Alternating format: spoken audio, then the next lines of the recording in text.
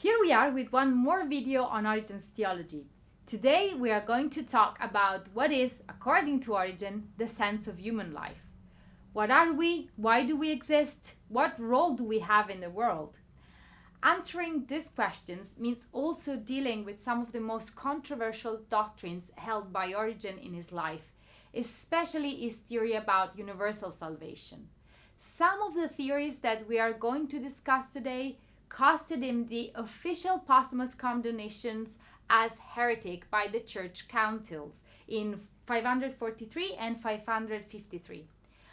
Origen's interpretation of the story of human beings is scattered throughout his entire literary production. However, it is possible to summarize the steps of the story of human beings in 4 steps. First, Origen believes that everything was created in the beginning as a rational nature. Therefore, he identifies human beings primarily as rational beings. In Greek, he calls them logikoi. All these rational creatures were created by God at the beginning of time, and they enjoyed the status of perfect beatitude in God. However, for reasons that we are going to explore in a few minutes, some of these intelligences moved away from God, away from his perfect beatitude. The furthest the intelligences moved, the heavier their material bodies became. And this is indeed how the material world came to be, how materiality came into existence. But this material existence has a very precise scope in Origen. History, the world, time exists to set the stage for intelligences to find their way back to God. The reunion with God is indeed the very scope of every rational intelligence because all of them are drawn back to God as moth with light. Origen believes that these cosmic events are allegorically represented by the story of Adam and Eve, their sin and their consequent expulsion from paradise.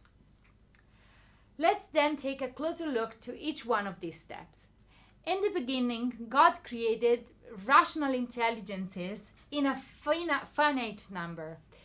These are not only human beings, but also what would later become angels and stars, and that the hierarchy, the hierarchical level depends on the distance that each creature would reach when moving away from God.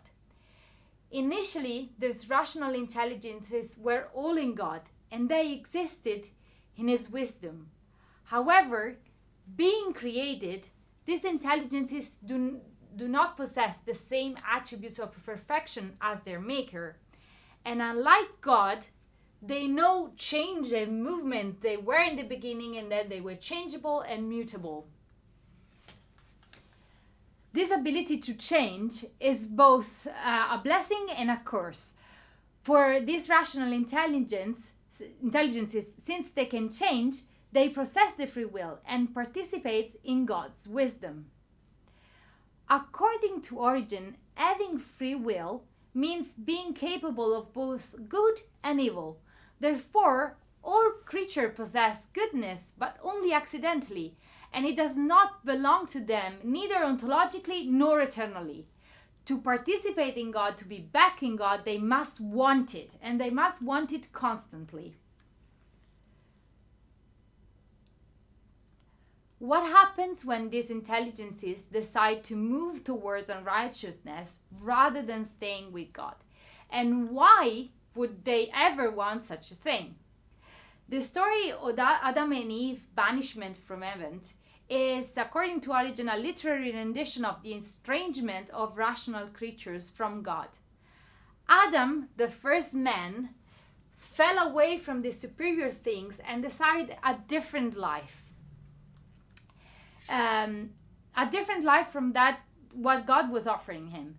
In his works on prayers, Origen has a slightly different interpretation of this myth and specifies that the moving away from God happened because of what he called aproxia, which is the intelligence, carelessness, and neglect.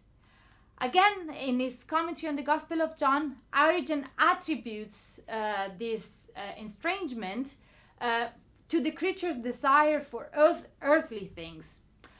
Although the first estrangement from God has determined the creation of earthly bodies, those created from the dust, because Origen is basing his interpretation, a so-called double creation, on the difference between Genesis 1:26, 27, and in Genesis 2:7. But each creature constantly moves closer and furthest from God. The creature movements are progressive, but they do not follow a straight line. Each human being faces periods in which he or she is closer to God, and others in which is away from Him. And in the course of its celestial existence, a creature can move from one status to another. For instance, there is the famous example of John the Baptist, who changed from being an angel into being a human. These fluctuations in status depends on the will of the rational creatures, because each one of them has the power to orient itself into the cosmos, and if she wants, she can be restored into God's goodness. This is one of the central points of our ancient theology and anthropology. He was the most strenuous sustainer of the human free will. He is probably the first theologian to stress so insistently that human beings are free. They are free to such an extent that they can determine their own place in the cosmos. They can change their body, they can move towards God or away from Him. Origen's discussion on free will stands as one of Origen's most significant legacies, profoundly shaping subsequent theologians and philosophers in a lasting manner. When do rational intelligences move away from God, they assumed heavy and material bodies. Origen mentioned several possible bodily existence for this intelligence, for rational creatures. The heaviest, the furthest, and the more material ones is the demonic status. Demons are not only the creatures that are furthest from God, but they're also those who fight actively against those finding their way back to God. Then there are human beings who are closer to God than angels are, and then there are the celestial spheres and the stars, which Origen considers as rational beings. Origen conceives bodies as the union of qualities which inform matter and of the matter which receives the quality. The body can change, but this does not affect the identity of the rational creature, like the case of Peter and Paul in this quotation. Previously, I have also mentioned the case of John the Baptist. He maintained his identity both when he was an angel and when he was a human. But how is it possible? The sources are very scarce on this topic. However, Origen seems to believe that there is some kind of identity principle, which is sometimes called a corporeal form, that defines the body throughout these changes. This principle seems to be different from the soul, which is in no way connected with a physical form. It doesn't have a physical existence, not even in an invisible and an ethereal body. This matter of body assumed by the intelligences during the fall will not last, and it will be destroyed at the end of times. What is then the purpose of human being? How does God interact with them? Human beings should work their way towards God in this life and in the next. And God has always worked throughout history to help humans find their way back to God. Origen acknowledges that even before Christ's coming, God was working, obviously covertly, through the prophets, but also through pagan philosophers, to spread the truth so that humans could recognize it and be again in God. There is indeed merit in finding the truth in the Old Testament and in the pagan philosophers, especially Plato, Although the truth was covered by a veil, since Christ had not yet revealed himself, the truth is still there. The more merits a human can gather through his readings of the Bible, to his good works, the closer it will be to God. In this regard, Christ's role is considered by Origen as crucial, essential. The incarnation was needed because humans were not able to turn themselves to turn towards God by themselves, and they necessitated a guide to help them regain the rational perfection which they possessed in the beginning of times. Through the incarnation, Christ made possible the redemption of human beings, and the Word, as in the Scriptures, are the guide that will help humans in that pedagogical path which life is according to Origen.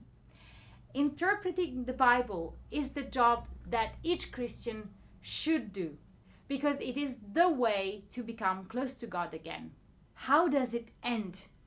Through the Scriptures and the incarnation, God loves the creatures as a bridegroom loves the perfect bride in the song. Christ searched for this bride, the perfect intelligence, and await also for the young maidens who allegorically represent those intelligences who are not yet ready to embrace the Christian truth. But they will eventually, and they will also be drawn to God. Origen, in fact, was a fervent defender of universal salvation, in Greek apokatastasis, as he believed that all that was created in the beginning will also be redeemed in the end. For this belief, Origen faced numerous critics, but his theory of universal salvation will reappear in disguise in many of the following theologians as a testimony to the lasting influence of even his most controversial theories. Let's read it out. There will be no longer any distinction between good and evil, since evil nowhere exists, nor will one, who is always in the good and to whom God is all in all, desire any longer to eat from the tree of knowledge of good and evil.